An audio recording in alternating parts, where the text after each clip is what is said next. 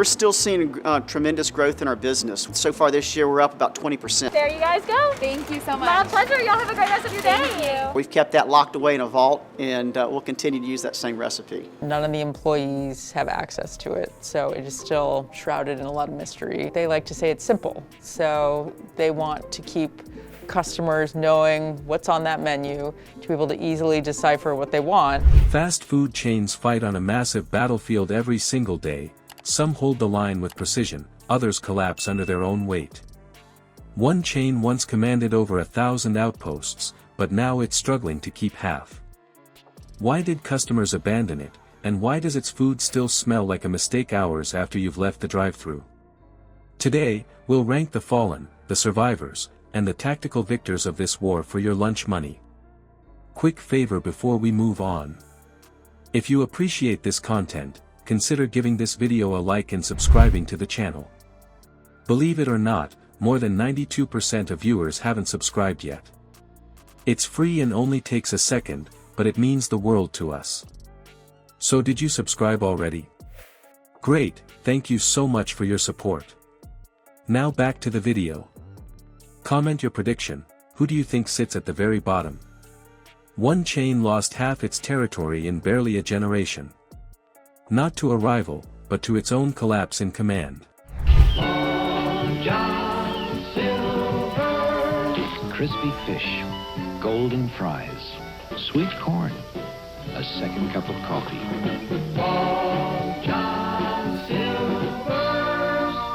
We give you lots of reasons to love us.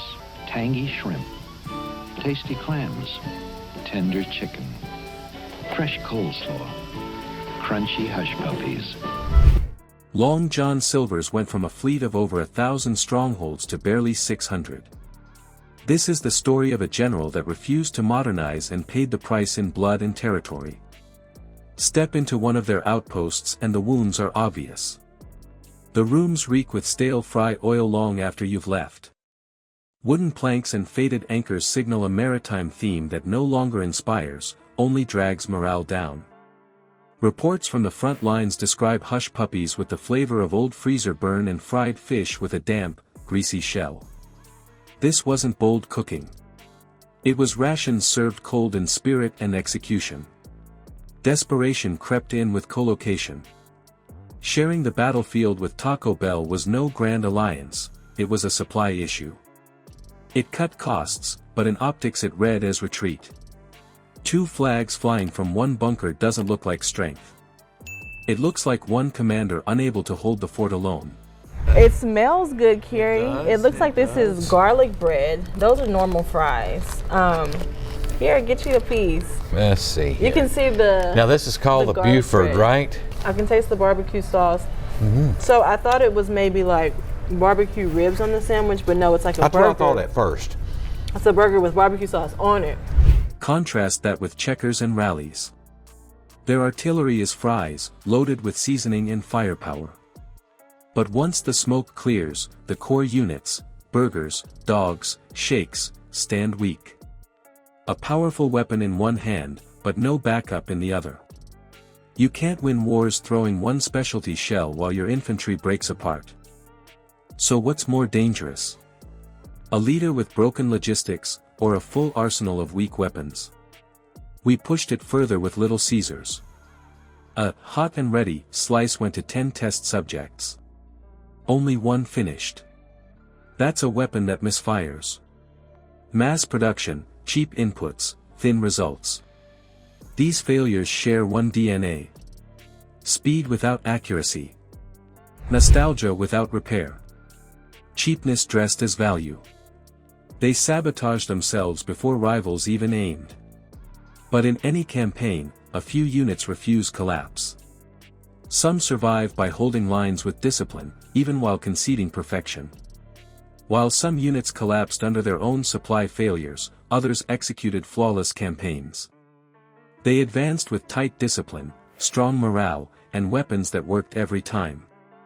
The difference wasn't size. It was precision. At the head of this formation stand In-N-Out and Chick-fil-A. 2 commanders with very different arsenals, but each built around training their troops in simplicity and dependable execution. They don't spread supply lines thin. They focus on systems that rarely falter. One of the skills that we really look for is somebody that's really good at developing people. I would like to buy a hamburger. I would like to buy a hamburger. I would like to buy a hamburger. I would like to buy the burger. I would like to buy a hamburger. I would like to buy a hamburger. A lot of the stores having over 100 employees, they've got to be really, really good at pouring in and developing people and teams and leadership team. In-N-Out brings a stripped-down regiment. Burgers, fries, shakes. That's it. No sprawling menu, no experimental flanks. By keeping the scope narrow, they drill every unit until the routine feels automatic. Those fries, cut fresh on site, are not flashy artillery. They're the steady rifle fire you can count on shift after shift. Chick-fil-A executes an entirely different doctrine. Their strength isn't only the sandwich, it's service as a force multiplier. Watch their drive-through lines. Throughput moves like armor columns on synchronized timing. Greetings aren't random pleasantries, they're standardized morale-building ops. Small acts assembled into a field-wide net of reliability. That system amplifies every meal they hand off. Meanwhile, KFC lingers on nostalgia. They call back to an older campaign, but the modern battlefield demands more than grease and dry biscuits. Where Chick-fil-A adapts by training service like logistics, KFC too often misfires, slow lines, inconsistent texture, missed shots on flavor. One doctrine evolves. The other bleeds by holding ground with outdated tools. But then comes Popeyes. This commander runs chaotic supply chains, leaving troops scattered and disorganized. Service lags, orders stall, resources crack under pressure. Yet when the sandwich hits, the impact is devastating. A shock strike. Fiery, overwhelming, enough to pierce even disciplined defenses. The lesson is tactical. Victory favors those who manage morale, control logistics, and discipline output. Not those with the largest armies or greatest firepower. This campaign leaves one last truth. Fast food isn't just food at all. It's strategy, supply, and survival. Victory in fast food doesn't go to the largest empire. It goes to the units that keep discipline, protect morale, and deploy the right tools at the right moment. Size without control is wasted.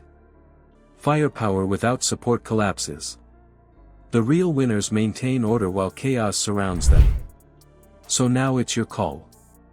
Comment your ranking, and point out the weak link that you believe is dragging their line today. Subscribe and join a community that studies not just who eats where, but the real strategy behind victories and defeats on the battlefield of modern fast food.